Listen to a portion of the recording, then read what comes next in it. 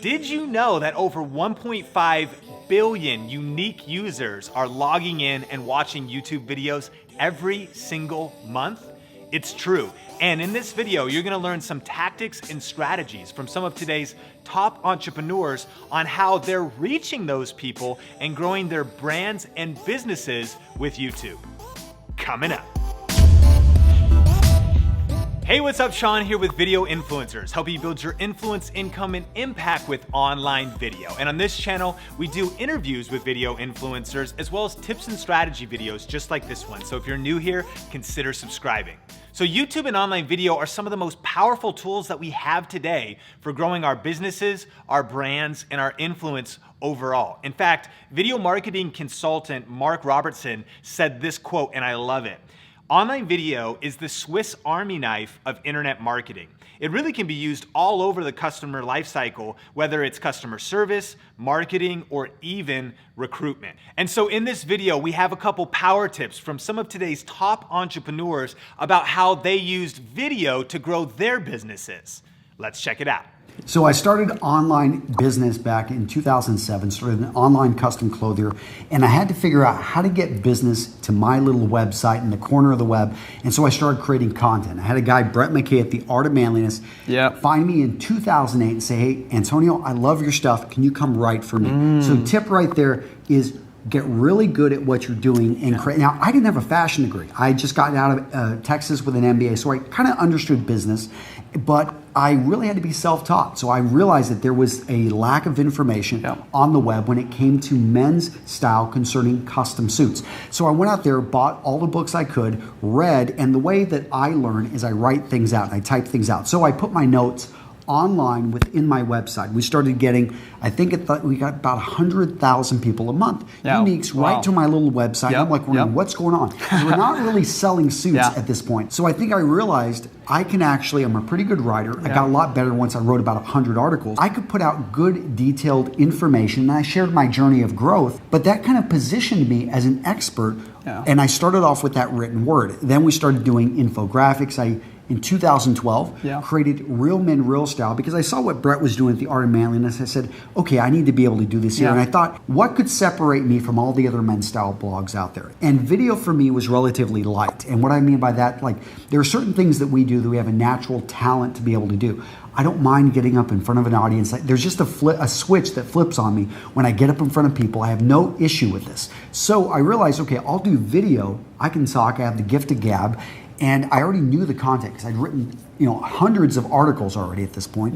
So I knew the content and I just delivered it in a different way. And we got into YouTube in 2012, kind of got serious, I think in about 2014. And just in the last 6 months have just really shot up. We went from like 700,000 subs to 1.3 million very quickly.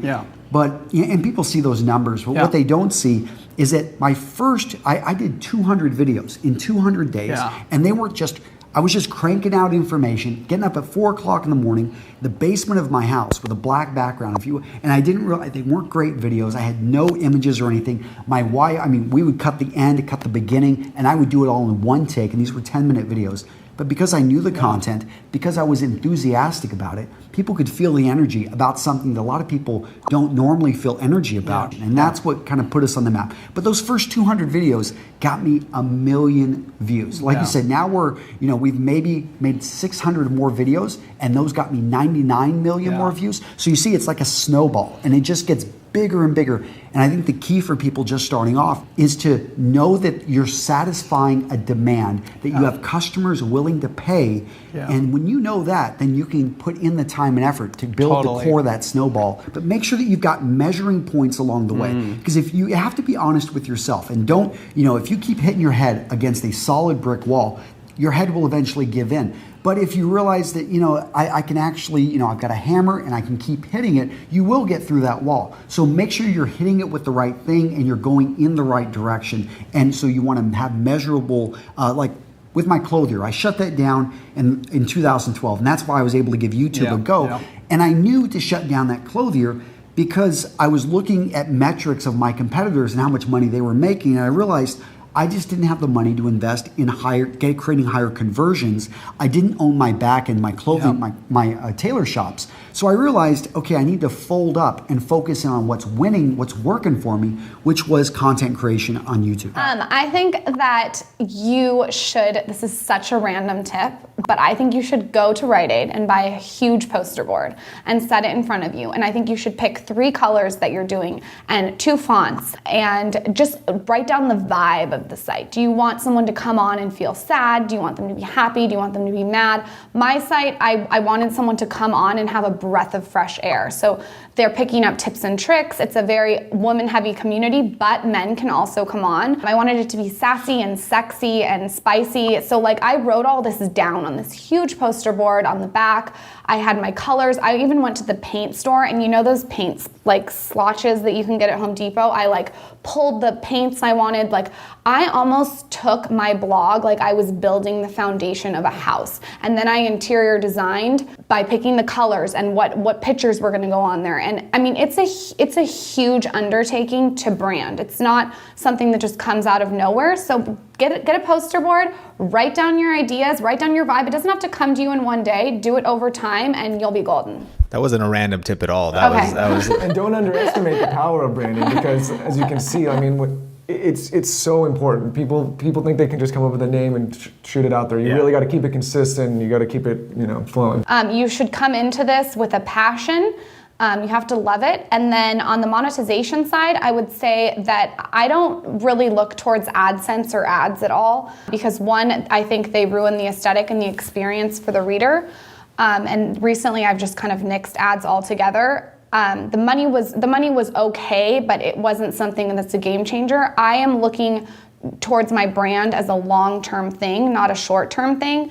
So for me, AdSense is very fleeting. It's not something that's like a real, like legitimate thing that I can like invest in. I think picking the right partnerships for your brand is really important. So that's a way to monetize partnerships and sponsorships. A brand will come to you. They'll offer to pay you an amount of money to showcase their brand in your own voice with your own pictures and your own content. That's a really great way. You can also, be on social media like Instagram and Snapchat, Facebook. You can monetize there. You can also monetize through affiliate networking, like reward style or shop style. Again, choosing the platform that's right for you is really, really important.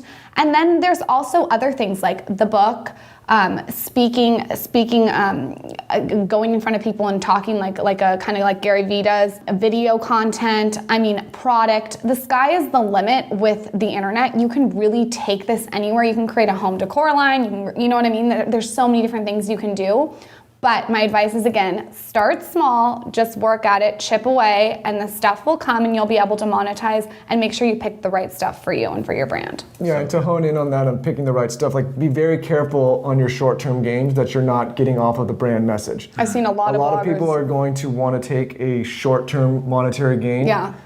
Because of the money, and they are going to get away from their brand, which we're going to, going back to branding, it's going to ruin what they have built. So don't go for 2 years building this beautiful brand, grab a short-term gain, and f it up. I also think that off of what you do, you can create other things. For instance, the Skinny Confidential, a lot of people have liked the branding. So what I did is I created a company with a girlfriend named Erica. She's a graphic designer, called BlogDo. And what we do is we create a mood board and a brand and a blog for these girls that want to become bloggers. So it's obviously BlogDo is different than the Skinny Confidential, but it's kind of all trickled down. So you can do different things like that. God, we made such bad mistakes. I think the first thing is our company was called Kick-Ass Academy at first. Okay. And I did that because I thought it was cool. I was a 22-year-old. I was like, it's going to be how to live a kick-ass life. Yeah. Except I didn't check with anyone to see what that made them think of. I thought everyone would take the time to read our About page and all of our articles, and they would learn. People thought it was like a martial arts gym.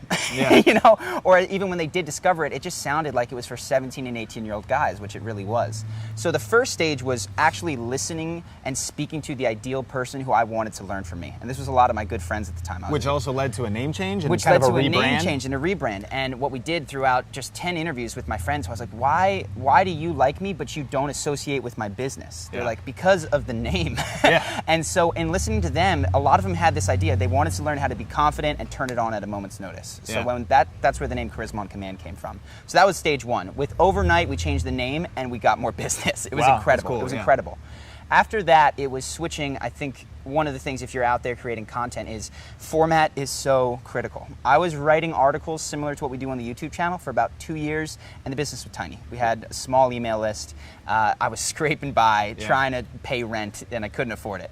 And when we started to switch from articles to YouTube, immediate upshot in how people were looking at it. Obviously, it's a confidence and charisma channel. Should have seen that sooner. That people wanted to see it on camera. So switching to YouTube, and then we discussed this. The big breakthroughs for us were actually riding the coattails of some that you call the fame jacking of some famous people. So when we did a video on Conor McGregor, that was huge. That nearly doubled our channel size. We did a video on Donald Trump early in his presidential run. Huge for us. And then we did people like Jimmy Fallon, Ellen DeGeneres. And that took us from starting around a base of 10,000 subscribers to 300,000 in a couple of months. So I hope that those clips inspired you and gave you some practical takeaways about how to use YouTube to grow your business. And if you want to dive deeper on this subject, then definitely check out our entrepreneur interview series. We've had guests on there like Gary Vaynerchuk, Casey Neistat, Chalene Johnson, and many others. So we'll link that up on the YouTube card as well as the description below. Question of the day: how do you use YouTube and social media to grow your business, brand, and influence online? Let me know in the comment section, and remember that some of the best tips and feedback come from you, the influencers community. So definitely connect with everybody in the comments section. So thanks for checking out this video. Subscribe for more videos just like this, and to check out the entrepreneur interview series, you can just click or tap right there, or for another video influencers video, just click or tap right there. Until next time, Video Influencers is helping you build your influence, income, and impact with online video. Keep crushing it, and we will talk soon.